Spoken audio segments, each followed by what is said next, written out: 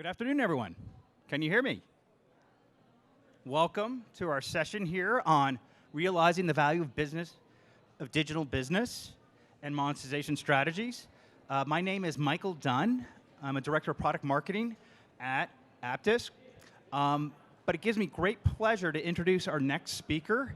He's a colleague of mine from 25 years back as an analyst at one of the leading research firms at Gartner.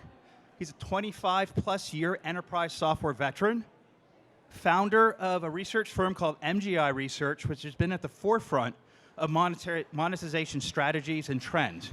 So please join me in welcoming Andrew Daly to the stage. Thanks. Welcome, you're the survivors. Can you all hear me? Okay.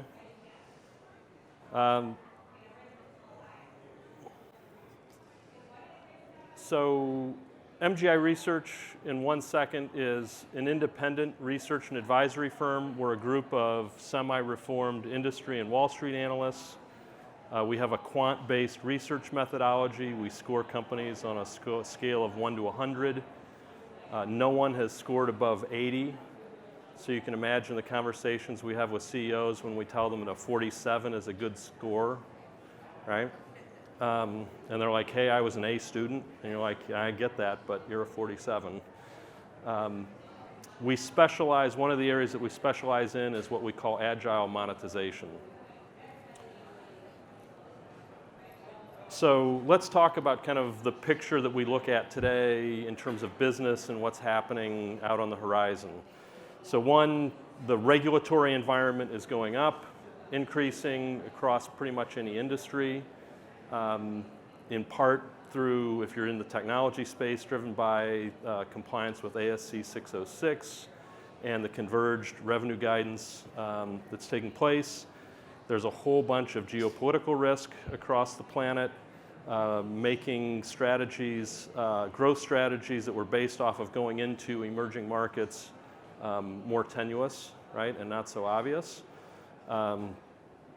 So the demand picture in a lot of different industries is very mixed, right?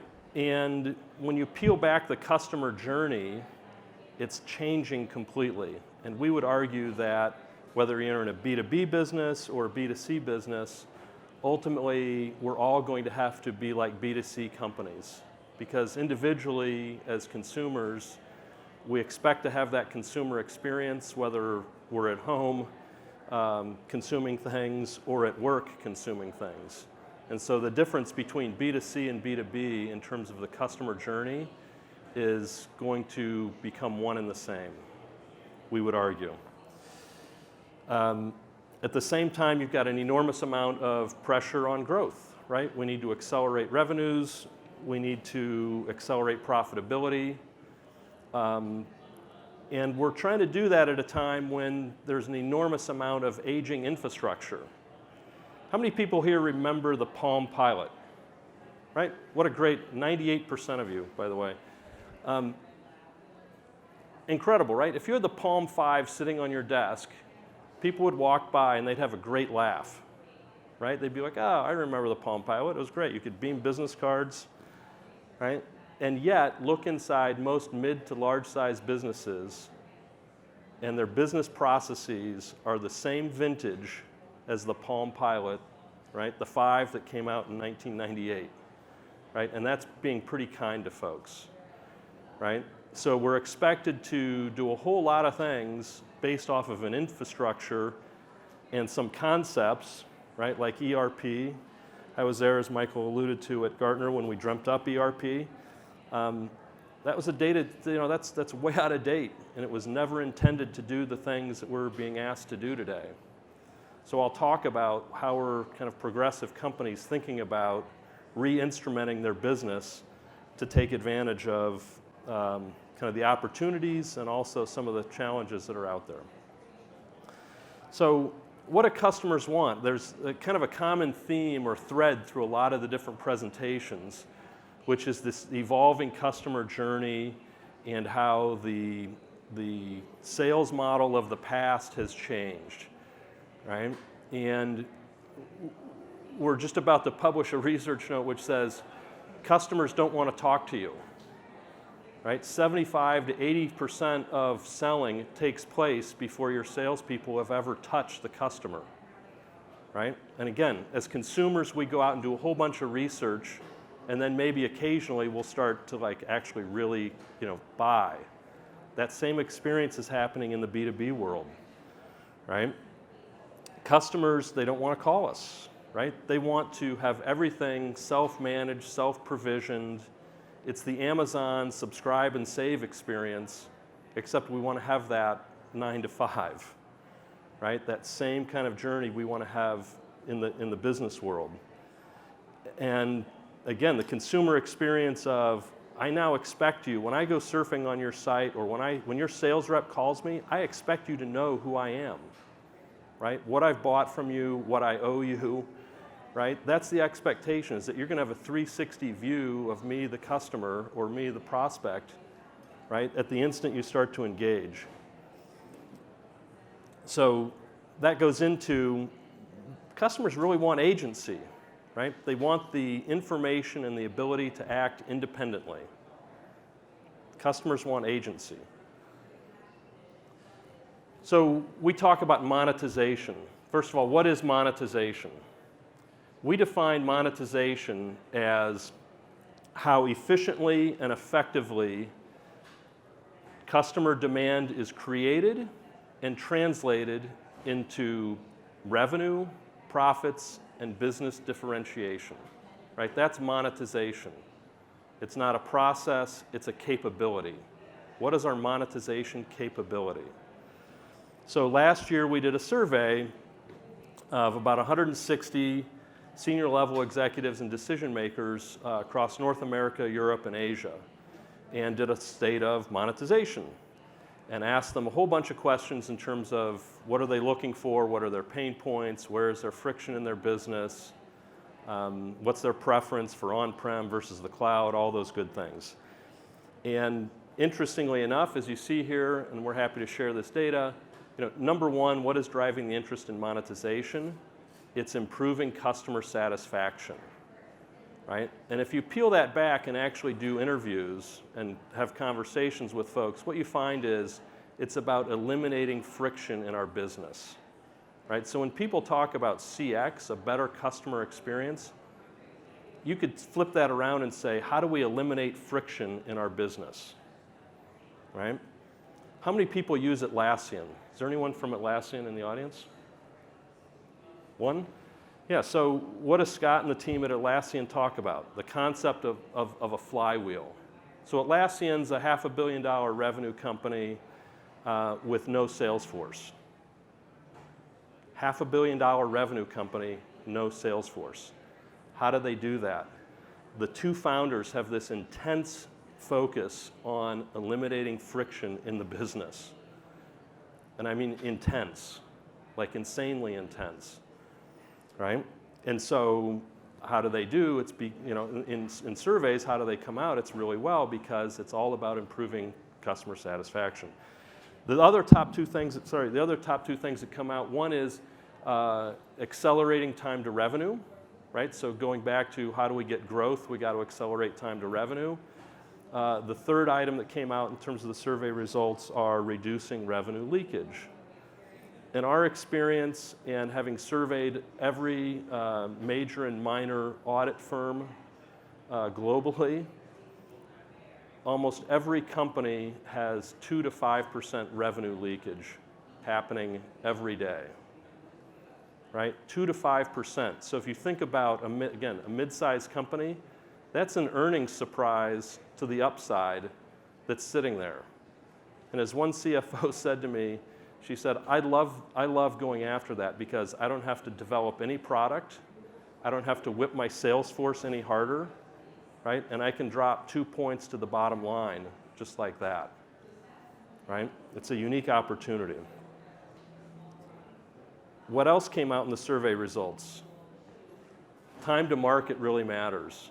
And part of that is how quickly can we generate new pricing and new offers and bring those out.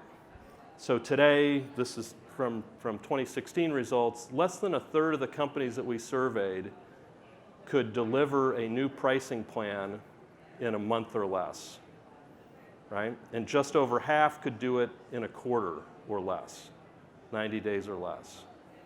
The desired outcome, right? Over half of companies surveyed said, hey, we'd like to be able to introduce new pricing in a month or less, right? That's the goal, right? We want to be able to do this very quickly, but it's very difficult given the systems that are in place today. So we talk about the deadly sins of monetization, right? Which are, one, it's very slow to introduce new offers. We can't handle some of the new business models that are coming out. And we don't think about it just in terms of subscription pricing. We got a whole bunch of data that say people don't want just subscription pricing. They want the whole panoply from real-time rating all the way back to subscriptions and one-time pricing, right? People want the full set of offers. We talked about revenue leakage, the use of Excel in an organization. Typically, in our project work when we go in, Excel is like the giant corporate glue, right? First of all, it's got like 90% market share in the rev rec space. How does everyone do revenue recognition today? Microsoft Excel, right? It's true. And think about scaling a business, right? You take a company like ServiceNow, you get to $1 billion plus in revenue, and you start to say, how are we doing things off of spreadsheets, right? I'm not saying you guys are doing that, but it gets really hard, right? There's no single source of truth. Another big problem when you start talking about the issue of monetization. There's no single price book, right? Another great question. Who owns pricing in the company? Right? My favorite answer to that is, we're a sales-driven organization, right? And what that translates into is, we'll do whatever it takes at the end of the quarter, right? And then the rest of the company's got to figure out, how do we scramble and fulfill, right? And then you go back to my original point about, there's all this customer dissatisfaction because of billing disputes, right? Because things didn't get provisioned. Because things were provisioned and they shouldn't have been provisioned, right? It all comes to that root issue of who owns pricing, right? How does it get managed? How does it get communicated across the organization? So if these are some of the problems, what's the cure? Well, most of the consulting class would tell you it's digital business, right? Digital transformation is going to save your business. So we kind of stepped back from that and we said, if I walked down the street and ran into a digital company, how would I know? Like, would it look different? Would it smell different? Would the P&L look different? Would the cash flow be different? How would I know what a digital business is? Right? So we started to step back and say, okay, let's think about this more carefully. If you said, name a digital business. Anyone? What's a digital company? Right? Some people say Uber, Airbnb, right? So I'll come to those guys in a second. That's one thought. Amazon, you could say, oh, that's a digital company, right? But interestingly, we put a couple researchers on it. We said, go find all the literature on digital transformation, digital companies, digital business, and let's go through all of it. And the best book, this is a great story, the best book we could find talked about how you digitally transform your business. It was really good. It was published in 1999. It's true. And they were talking about becoming an e-business, right? So you could take the lens and look back and say, the whole e-business craze in 99, 2000, 01, who were the e-companies that came out? Was it Dell? Just asking, right? Who was it? So similarly, you say, who are the digital companies today? So we think of it in terms of, it's about zero latency through the business, right? And zero to realistically minimal manual intervention, which means eliminating Microsoft Excel as the glue between different organizations, right? When you look at the attributes of the companies that we often think of as digital businesses, what are they? They're insanely focused on the customer. In the software space, you look at some of the companies, there's only a couple that have gone from the on-prem revenue model to the cloud and a subscription-based model, right? There's a big one down in San Jose that comes to mind. Internally, they solved all disputes by saying, what does the customer want, right? What do we need to do to satisfy the customer journey?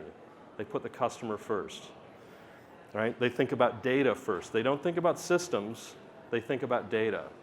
They think about APIs, their own API architecture, and not what they're getting from their ERP vendor, right? Totally different way to think about this problem. And then, of course, it's motherhood and apple pie. It's cloud first, it's mobile first, right? They think about agility, right, and consumable functionality rather than total functionality. We do a lot of product evaluations with companies, and increasingly the really progressive companies look at it and say, what's consumable in 18 months in terms of functionality? I don't care if it's got all the bells and whistles, because if it takes 4 years to implement, it doesn't matter, right? So we talk about agile monetization, and we think about it in terms of what are kind of the 12 core areas of monetization. Every company has most of these piece parts in place today. It might be manual, it might be Excel, it might come from a lot of different systems, but basically all these pieces are here, right? You've got some form of customer, of CRM system, you've got some form of Salesforce automation, right? You've got contracting, it may or may not be automated to the degree that you want, right? But all those pieces are there. Now, if you step back from this, right, this is like the Zen thing. Take a step back from that and think about capabilities. Where does pricing live in this architecture? Right? Where does the 360 view of the customer live in this architecture? Is it in CRM? Does the customer live in billing? Right? All the product hierarchies, where do those live? Customer hierarchies, where do they live? Right? So we would argue that this is helpful, but it's only one piece of the puzzle to think about monetization capabilities.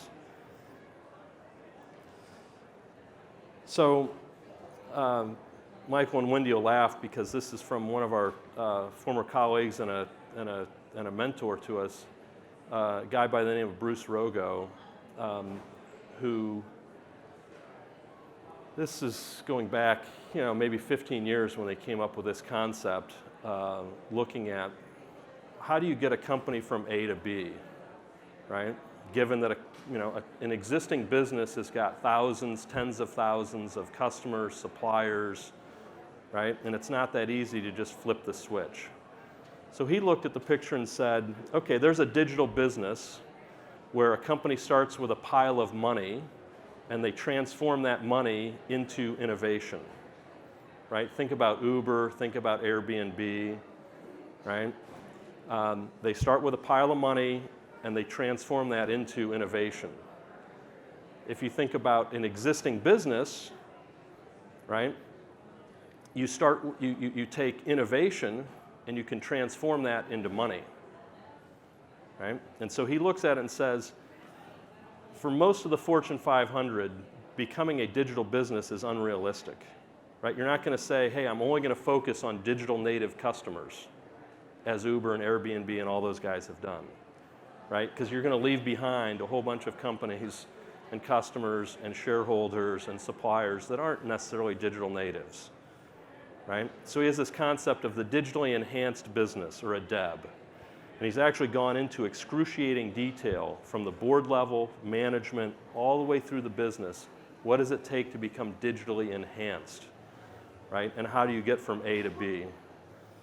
And we think that's a more realistic way to think about kind of this process. He also has this notion, this is also not necessarily new, but I think the concept really applies here, which is thinking about this as a journey, right? We think about a project right? Implementing sales automation, implementing contract management, right? That's a discrete project. It's got to start, it's got to finish, it's got very clear goals. You then think about a program, right? Which is a series of projects, right? That are spread over time. You think about adopting quote to cash, right? That's a program. And then you think about an endeavor. This is a multi-year journey comprised of multiple programs, right? How do we adopt an agile monetization platform? An AMP is not a product, right? It's a concept, it's a set of processes, it's a set of tools that together can change a business, right? So we think about how do we get from A to B in a traditional business. It's kind of taking this kind of approach. Or more simply stated, how did the mouse eat the elephant? One bite at a time. What we've seen in our practice is that this effort of thinking about monetization, quote to cash, right? How do we change and how do we accelerate new pricing models, as an example? It really takes a revolutionary kind of approach inside of the business to make that happen, right? And as we say, you know, one person's revolutionary is another person's, you know, unwanted, unliked, you know, like, it's not like the King of England loved the revolutionaries of the Americas, right? So depending on your point of view, it may be more or well less loved. But ultimately, it takes kind of a revolution to make a lot of this stuff happen, right? And it's a multi-year process. We do all kinds of spending forecasts. We've built a model where we've basically taken every publicly listed company in the world and put it into a database. And out of that, you can do some very interesting analysis in terms of what are companies going to spend in different categories. In the whole space of agile monetization, this is a $100+ billion spend that's going to take place over the next 5 years, right? So this is non-trivial. It's non-trivial, and there's going to be a huge amount of money that gets poured in to help change businesses. We collect some benchmarks. So here you can see some of these. What's interesting is not the absolute numbers, I think. You know, the absolute numbers are interesting. What's more interesting, actually, is the delta between the laggards and the best in class, right? That's where you see a real gulf. And more, we're beginning to see that there's kind of the top 5% of businesses, and then there's everybody else. And the challenge is going to be, how do you make sure you're in that top 5%? Because all the revenue and certainly all the profits are going to aggregate at the top. As an example, in the internet space, for every dollar of profit that's made in the internet world, how much of that goes to Google? So for every dollar of profit in the internet sector, how much goes to Google? Any guesses? Is it 10 cents, 20 cents, 50 cents, 80 cents? Anyone? For every dollar of profit in the internet world, Google takes 50 cents. 50 cents. The number 2 company takes 25 cents, Facebook. Right? So 2 companies in one of the largest, fastest growing sectors of the economy, 2 companies are taking 75% of the profits. And here's the kicker. Neither of those companies is optimized for profitability. Right? Imagine if they really tried to make money, right? It would be obscene, right? So, what have we learned in kind of studying the world of monetization and helping people get from being an existing traditional company into adopting new business models, new processes, and jumping into things like quote to cash? First of all, monetization is a team sport. The best-in-class companies think about billing, and they put that in their product team, right? They put someone from the legal team into the product team, right? Why is that? Because when you're thinking about accelerating velocity through your business, Why should terms and conditions become friction in your business, right? Why should billing become friction in your business, right? So they think about an integrated team focused on monetization. The second thing is they think about it from the customer journey first and then push everything from that, right? How do we create the seamless experience for customers, channel partners, whoever's involved, and starting from that point? As opposed to, hey, we've got this pile of systems, they're all on-prem, we know we need to move to something else, and looking at it from an internal point of view, right? Amazon has a really good trick, which is they force people internally to write a press release when they want to deliver a new project, right? And so what's in every press release? A customer quote, right? So I got to go out and find a customer and have them talk about the benefit that's going to be delivered for a project. What a great exercise, right? Two other quick points. One is this notion of best of breed versus ERP. That's a false choice.